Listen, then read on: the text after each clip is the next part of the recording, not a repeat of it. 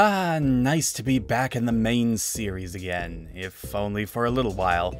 And hey, I know that the cover does give a certain noir quality with darker, muted colors, Sonic glancing around a corner as he tries to avoid the gaze of both his dog and his uncle as they stand nearby, in a very well laid out scene that gives not only a great sense of depth, but also of asymmetry as well. But don't worry folks, we're back in the world of Angelo de Caesar's writing, so it's all yucks and giggles from here on out.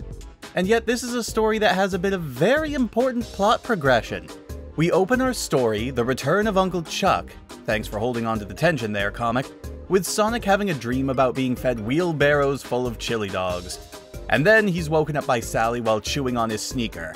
And been there. Not with a shoe, but I have woken up with some very interesting stuff in my mouth. Don't think too hard about that. Sonic confesses that he's been feeling real down as of late, thinking of his uncle, to the point where he's been becoming more and more frustrated with the lack of progress he's made towards actually rescuing him, despite Sally's reassurances. We cut over to Robotnik, who coincidentally happens to be using Uncle Chuck in his latest scheme, testing a trans-dimensional teleporter on him, in an attempt to try and see if he can send things into the void. Snively tries to dissuade him since the Chuck bot is one of their most efficient, but Robotnik pushes for it to continue as planned. Also, nice bit of exposition right here. The trans-dimensional teleporter is repaired, Snively. We'll test it on the unit who was once Sonic's uncle. Yep, that reads totally fine and not awkwardly at all.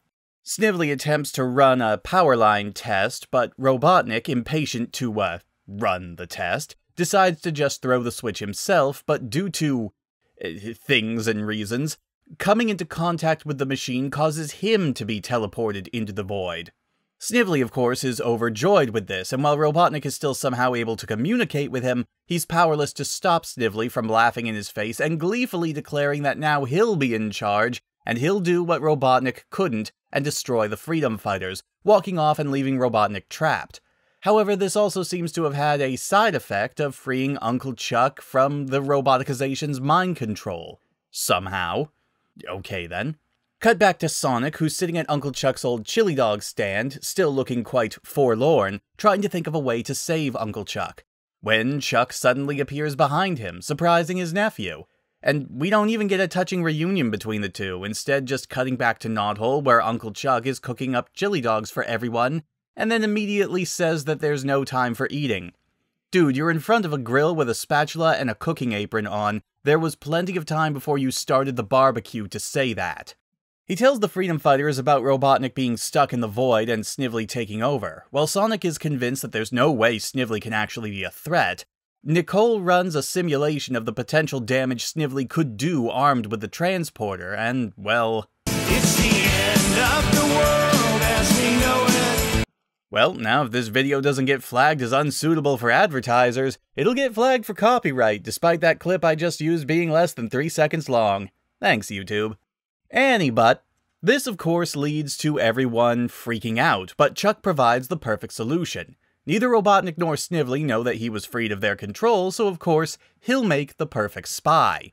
Cut back to Snively, now sporting a small-sized Robotnik costume, while still taunting Robotnik proper and outlining his master plan.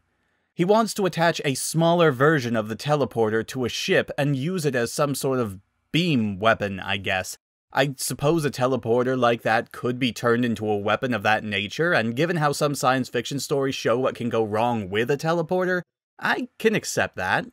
In fact, the plan is so dangerous that even Robotnik himself attempts to warn Snively away from doing something like this, as it could very easily destroy everything.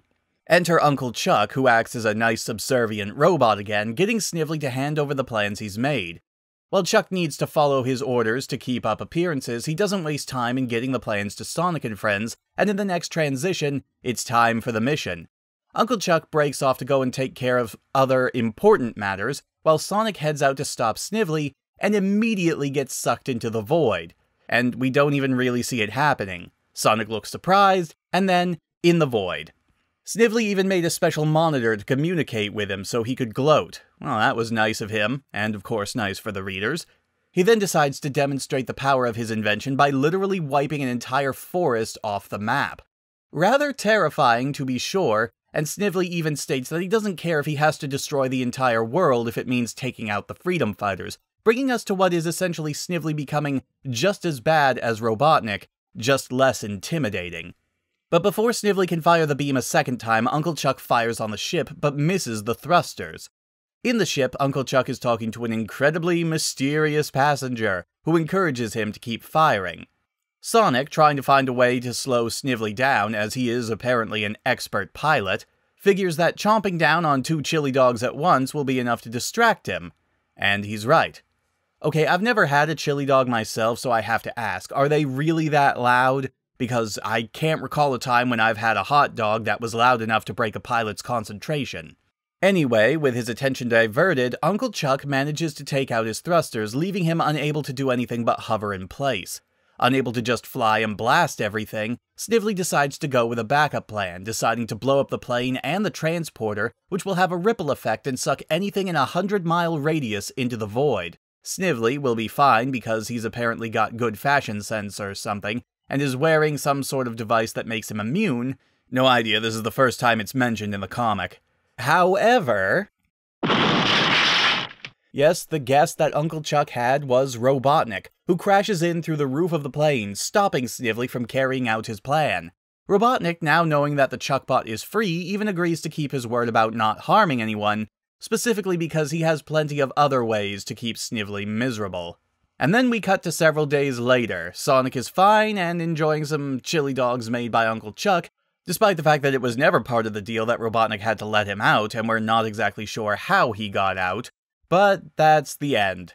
The story is pretty alright, though it once again makes plenty of leaps in logic, just pulling plot points out of thin air in large quantities, and even ignoring some of the biggest questions, like how the transporter affected Robotnik when he just pressed the start button, how that brought about Chuck's return to consciousness, how Sonic got out of the void, or for that matter, how Chuck got Robotnik out of the void, and so on and so forth. But perhaps the biggest disappointment of all is how the issue treats the return of Uncle Chuck with such little fanfare. The cuts, which, to be fair, has been a big problem over the last few stories, are erratic and swift, and while it does cut down on needless exposition, for the most part, the story just moves too fast, and we don't even really get any sort of heartwarming scene where Sonic is able to properly welcome his uncle back, despite the build-up to it at the very start of the story. I will say, though, it was nice to see a bit more emotional range from Sonic. The fact that he actually starts the story out trying to plan out a way to quickly rescue his relative, and is actively saddened by his inability to actually save him, that's pretty damn good. Like most of the other plot points in this issue, it isn't really given a chance to sink in. It happens, but it just feels like it didn't have near the sort of impact it should have, despite the fact that it is a pretty big dip against the current status quo. The artwork is nice, however. Once again, it's Art Mawhinney and John D'Agostino on pencils and inks respectively, and they do their usual great job. I honestly don't have much to say on the art this time around. It's solid, but doesn't really have the same sort of punch it usually does, either bad or good. There are a couple of quick backups in this issue, but I'm not really going to bother with either this time. One of them is literally just a 2-page spread for the Chaotix special, while the other can be accurately summed up as Coconut's torture porn, with rather ugly, overly detailed art that I really don't want to have to look at again, so I'm not gonna. Well, it was nice to get back to the main series for an issue, but unfortunately it was just for an issue. Special time again! See you guys next time when we take a look at the Knuckles Chaotix special. I'll see you all next time, everybody.